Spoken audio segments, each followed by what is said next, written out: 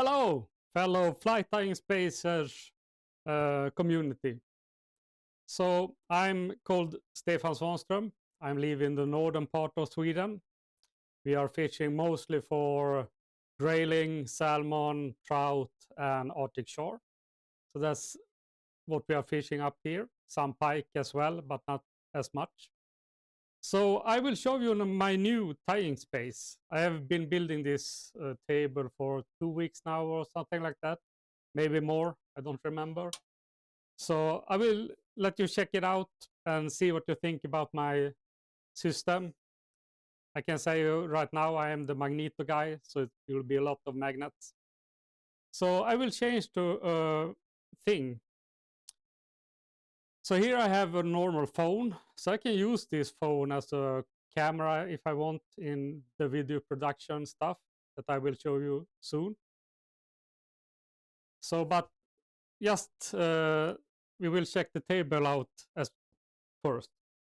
I'm a musician, so here I have my guitar and my studio computer. But here I have my fly tying table that I'm building right now. So you will see it's semi functional, but I hope you will get some great ideas from this system. So here was my old table.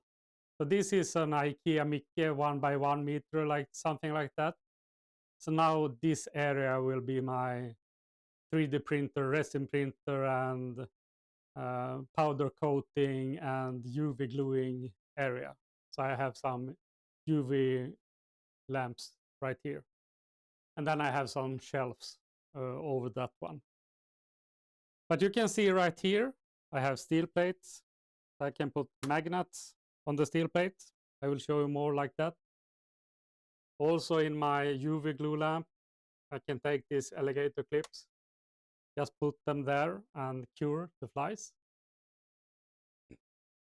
All right, so I hope you are not getting seasick. So this is my wardrobe system. Here in Sweden, we can buy this on Clas Ohlson, a store, like Hobby Lobby, I think. So here I store most of my stuff. And here is my ice fishing lure that I make for Arctic char, grayling, stuff like that. So this is my web store as well. I'm selling some ice fishing great things. Here you can see some flies that I make. I'm using a lot of epoxy in my production. So these are trout flies, epoxy flies.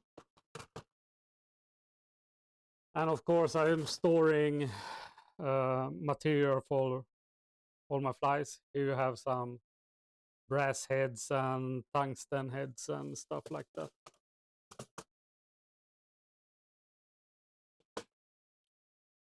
Here you have the grayling flies that I'm tying.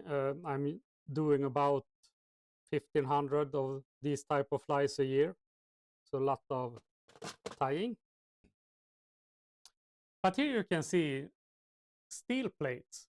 So steel plates almost everywhere in my tying space or in the wardrobes or stuff like that. So I can easily put magnets, something like this, the pins or the hooks.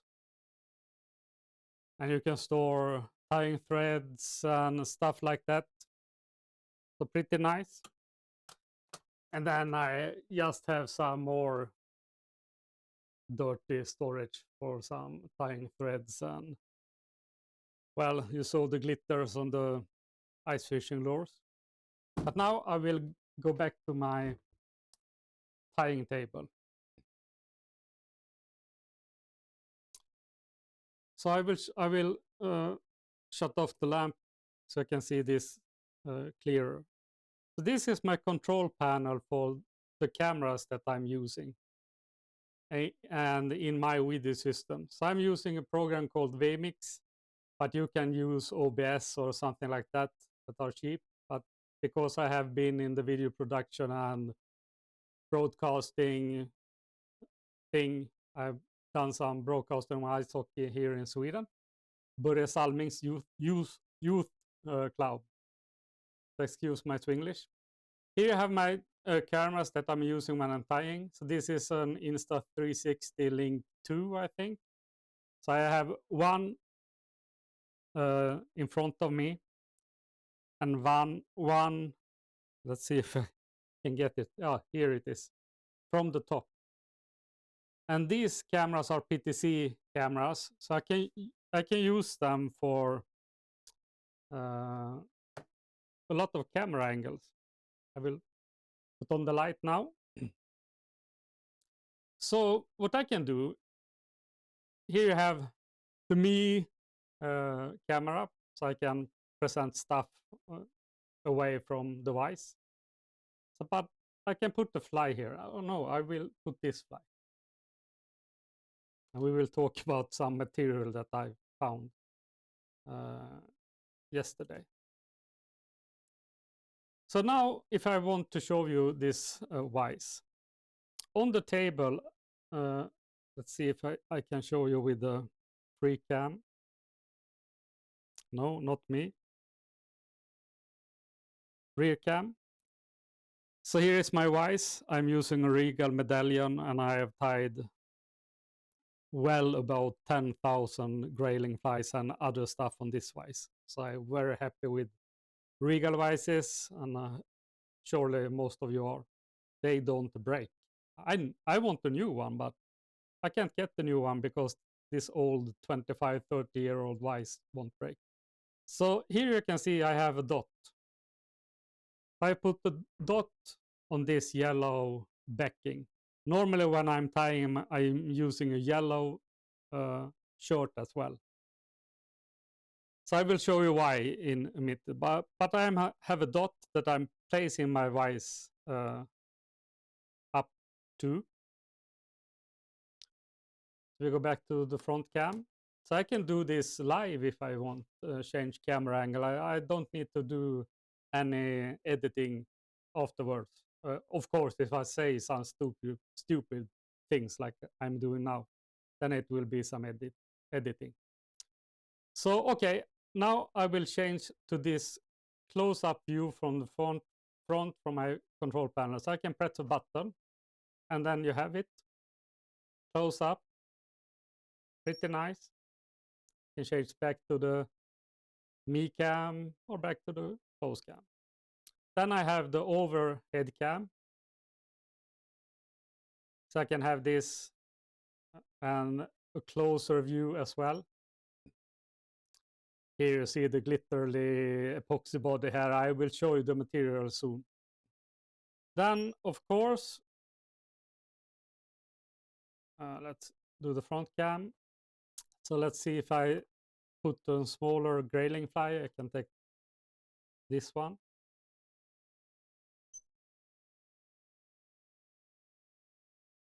This is the type of grayling flies that I'm tying, but mostly black. Here is a purple, not great tide or something like that, but not important. So I can put the picture-in-picture camera here, and you can show both from the top and from the front. Just a normal video production stuff. And I can have this material cam if I want to present some materials. Look here, I'm using the possum stuff or something like that. So then I can have a description of all the materials that I'm going to use in the tying video and stuff like that. And I can also move the camera around with some buttons, and I can change if they should be darker or lighter and stuff like that. So this is a very nice system that I am having. Let's check out the free cam again. So steel plates, as I said, everywhere. also on this table. Here you see my fabricated alligator clamps. I have taken, the backing from the normal electrical thing that are pretty useless. Pretty nice, but they break a lot. So I've made sturdier alligator clips because when I'm doing you can see here, the production tying, I'm using a lot of these ones. And I put them like this, ready to be coated with UV glue. So these are very nice. And because it's a steel plate under the white or yellow, I can just put it here.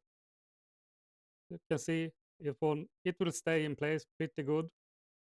You can, of course, buy very great magnets and stuff like that.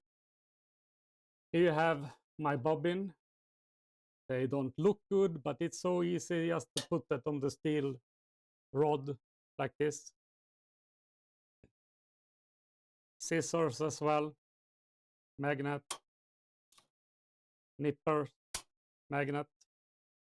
So I'm truly the magneto guy, I think. So I hope you will get some nice ideas from my setup. And as I said before, I'm not ready at all. I will develop my desk in the years to come. And Flight Tying Spaces, thanks to all of you. I'm getting a lot of ideas from that page. And I hope you get some of my ideas as well. So you can, of course, build if you want. I didn't show you my tinsel and flash area. So you see it's very nice to just put it on a hook like this. Just put it on the seal plates and you can have everything close to you that you're using a lot of. Here you have my vinyl ribs, some flies that are done or waiting for coating or something like that. Some classic salmon flies that I'm tying. This is the fly that I'm most known about. It's called Black Knight. Very good grayling fly here in the northern part of Sweden. Here is a fun spider thingy. So it's all about having fun. And for me, I have a desk job using like a computer technician developer person. So I need the fly tying just to calm my mind. Of course, my music, I'm playing in the metal band, so that helps as well. But let's talk about the thing that I picked up yesterday. So I will go to this overhead camera. Now I take the grayling fly away and put the salmon and trout fly here. So you can see this is the shank fly that I'm tying. When I'm doing them for myself, I put the treble hook already in place. Put it on the vise.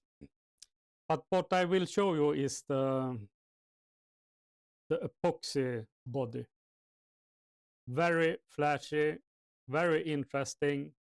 And in this case, I used a black backing and then a flash thing that I picked up. So here you see the fly from the side as well. Okay, I hate shopping, by the way, but my girlfriend forced me to go to a store here in Sweden called Dollar Store. I don't know what you have, a cheap store with a lot of useless stuff. But I picked up this material. I am a sucker for pearl colors. So I saw this gift paper thingy, tinsel or what you can call it. So I thought, well, I bring it home and see if I can tie something with. And you can do the type of body that I showed you earlier. But what you can do with this paper, you can split it. So if you want, you can have a opaque backing. This is silver backing, and it's no shine through. But when I opened the thing, it split in two. So I got this translucent flash.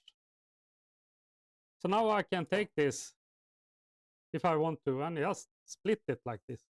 And I have all the flash in the world. And then on the fly, black underbody and that type of flash just tied over with some clear nylon thread. And then I got this very shiny and glittery body. So interesting stuff. I will use this fly when I go salmon fishing or big trout fishing, and when it's deep and I need to come down, then I use my shank style flies. So I'm making the shanks myself as well. So here you have it, Fly Tying Spaces. Thanks again. It's a true inspirational place to see on Facebook. And if you want to follow my page, I'm called Tfish here or something like this. Tfish on Facebook, YouTube, in Instagram. You can follow my tying stuff and making stuff. So I am not just making flies on my whites. I am also making these type of lures or fishing lures. So I'm not just a fly tyer, even if my passion is fly tying, of course, but I am making big baits on my regal vise as well. So this is a tied bait for a perch. I will try this one in a week.